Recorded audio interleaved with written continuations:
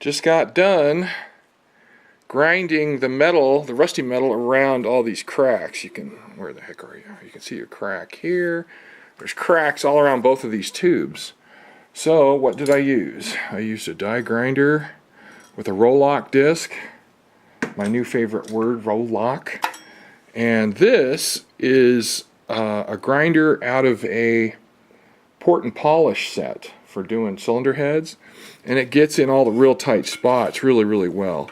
And I'm lucky enough to have two die grinders, and so I got the tools set up. I don't have to swap them out. I just have to swap die grinders, and that speeds things up a lot. So I ground around all. Oh man, look at the crack on that sucker! Holy mackerel!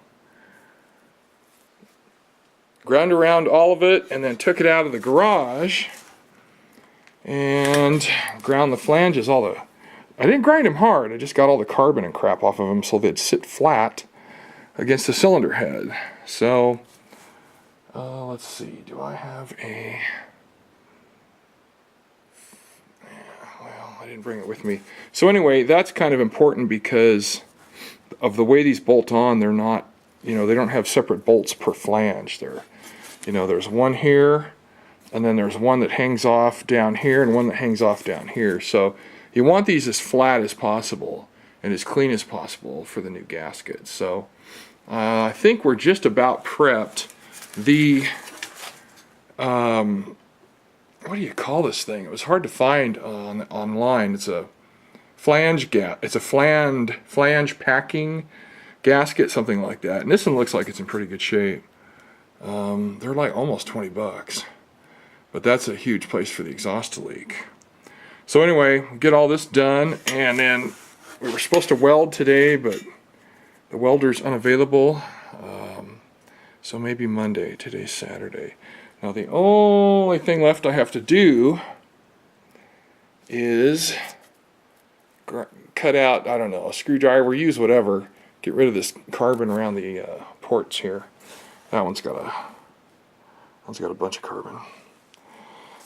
Since you got the exhaust out, I got the exhaust out, might as well, get it prepped as good as possible. So I left the center section unprepped because it doesn't touch anything. It just hangs out in space. This surface, and all the rest of them are the only ones that contact the head. So anyway, speaking of the head, made some massive progress yesterday, which for me is like, an hour of work. There we go. All the holes are filled. Valves are in. The valve stem seals are in there. Those are real nice Velcro. Per the late great friend of mine, I use two-stroke oil.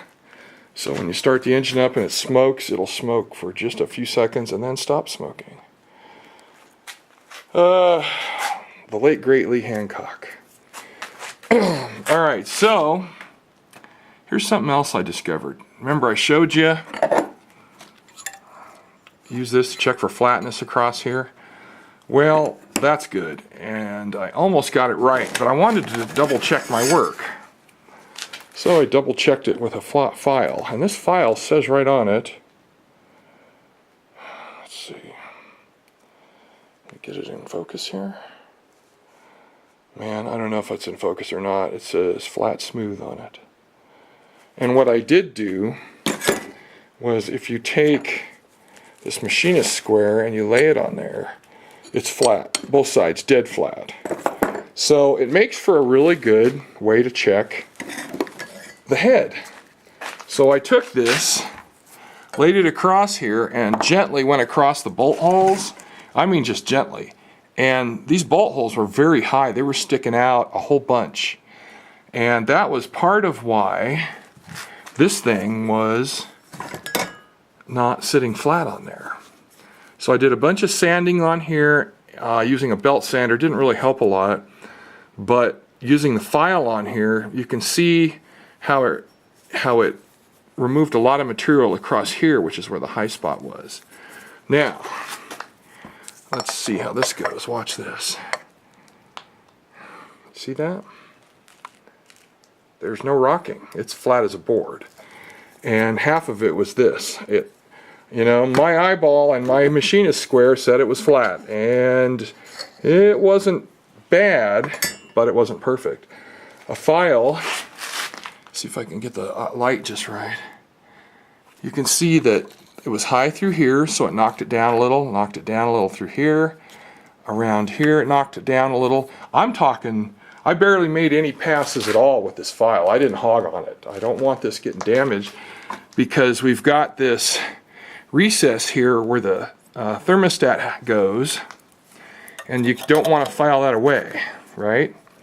So it took down the high spots, and then of course the high spots off of here, and the combination is a winner. So now I've got some silicone or RTV, and I'm going to put that on. I'm armed with the torque setting for the bolts, which are right there. It's 13 foot-pounds. So I got to goop that up, put it on. I'm going to goop it on both sides. And I think that makes the head completely finished. Got the valves in. They're doing really well. Put a little bit of lube on them, just a tiny bit of, yes, 2-stroke oil. Same with the seals. And it's all together. So it's just about ready to go get into the assembly phase of the intake and the exhaust, of course. We just saw the exhaust, the intake sitting down there. So I'm going to hang this thing from the hoist back there.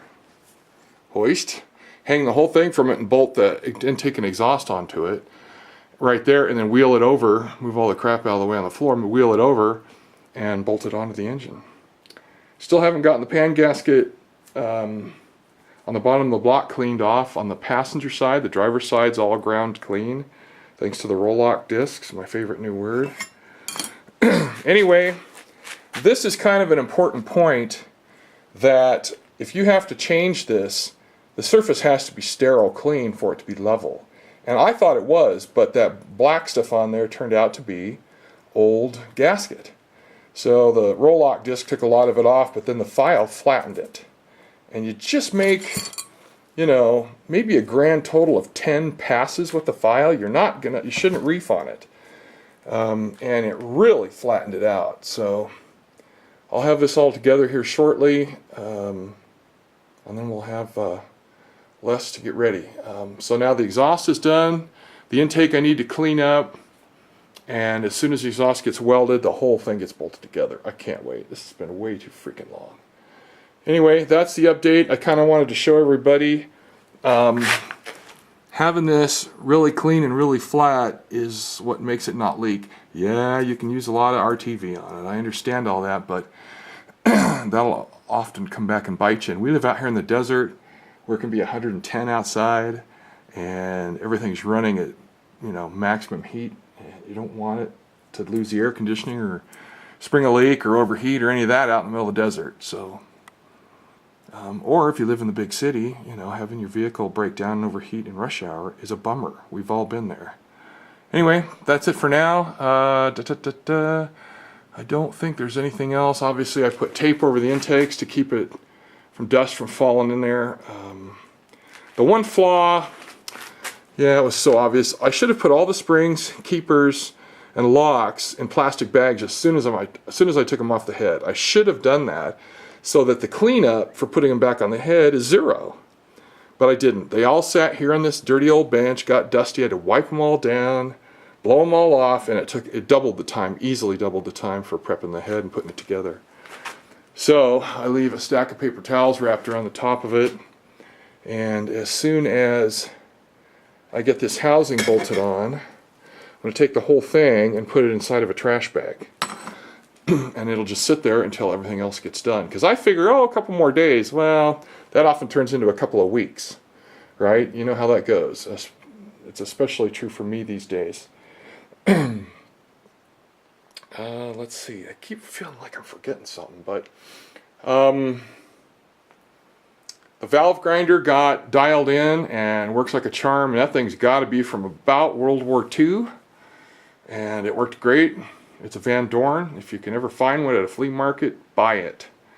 I'm a big fan of tools, not just junk tools, but stuff that you can use for decades. I've had this for 30 years, had it calibrated at Snap-on. Good torque wrenches and electronics are a big deal to keep your vehicles running well without spending a ton of money. Taking a vehicle down to somebody to work on it means you're without your vehicle, and you either got to get a ride or use another vehicle, blah, blah, blah, blah, blah. So fixing it at home, aka DIY, sorry, is a big deal. So anyway, here we are. We'll get there. I'm sorry for the lame updates, but I think that one was a big deal, using a file on there. I think that was huge. All right, that's it. We're done. See you, bye.